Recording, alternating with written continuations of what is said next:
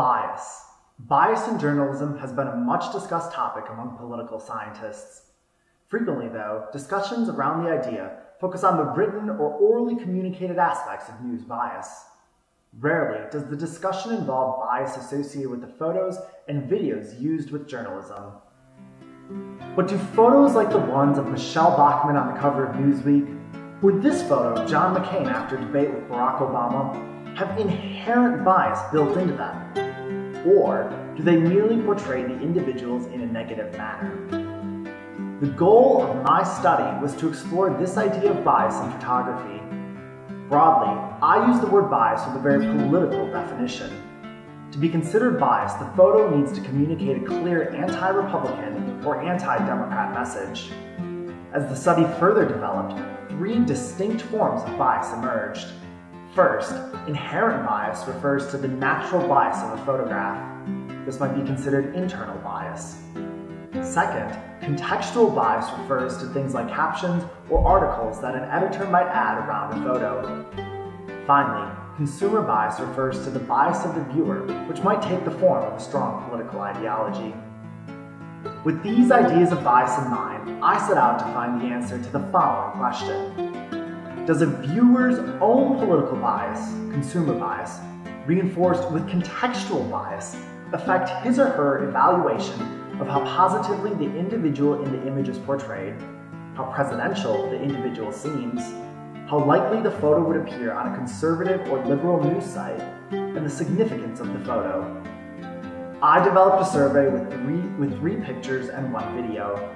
A photo by David Hume Kennerly of the Living Presidents, a photo of George W. Bush declaring mission accomplished on the USS Abraham, and a photo of Barack Obama signing the Affordable Care Act.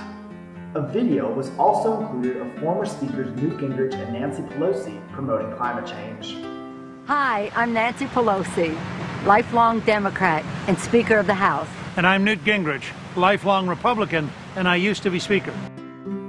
Then, depending on the ideology of the survey taker as determined earlier in the survey, the respondent was directed towards a liberal-tilted or conservative-tilted version of the study that offered biased statements of the individuals portrayed. These statements were aligned with that respondent's particular ideology. For more information on the survey development and the logic used to determine the ideologies, please read my extended paper. To analyze the data, I use basic statistical techniques such as summary statistics and ordinary least squares regression and mean comparison tests. Overall, I found that contextual and consumer bias plays a significant role in the bias associated with photographs. Even though conservative test takers and liberal test takers evaluated the same photo with different context, conservatives generally offered more positive rankings for the George Bush photo, and liberals offered more positive rankings for the Obama photo. Other relationships are further discussed in the paper. Photographs are rarely presented on their own, but when they are, much of the bias disappears. Take the example of Michelle Bachmann on the cover of Newsweek again. Here's the photographer's original photo without the Newsweek additions. In this photo, Bachmann seems to have big eyes, sure, but we probably cannot say that the photo itself communicates a strong anti-Republican message.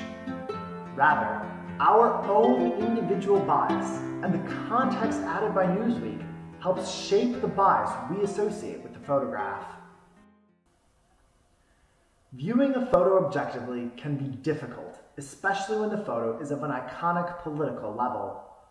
Laszlo Moholy-Nagy stated in her book Painting Photography Film that in the photographic camera, we have the most reliable aid to a beginning of objective vision.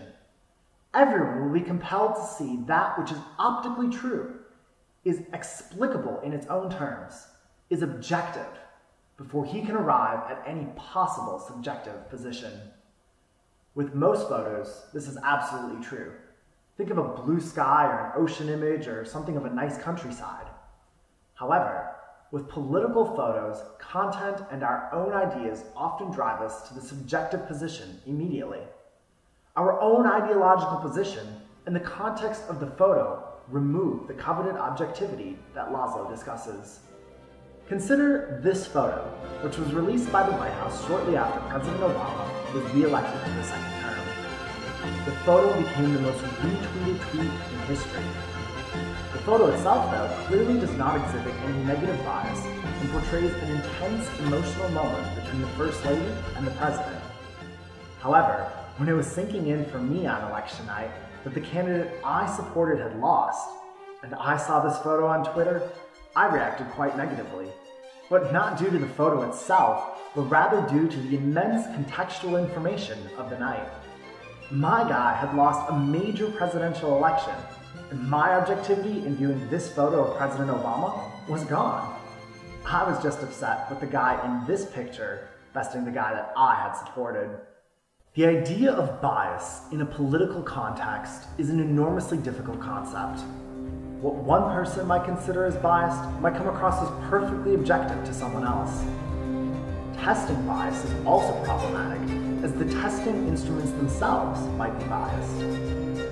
But at the end of the day, these ideas of consumer and contextual bias are important because our viewing of photography and political videos will shape our views of the individuals portrayed.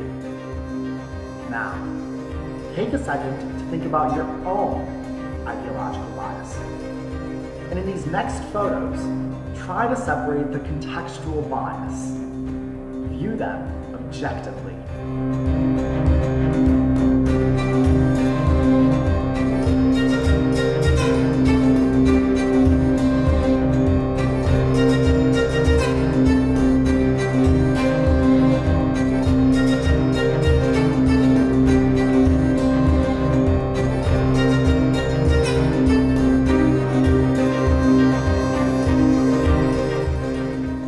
There are 47% who are with him, who are dependent upon government, who believe that they are victims, who believe the government has a responsibility to care for them, who believe that they're entitled to health care, to food, to housing, to you name it. But it's an entitlement, and the government should give it to them. And they will vote for this president no matter what.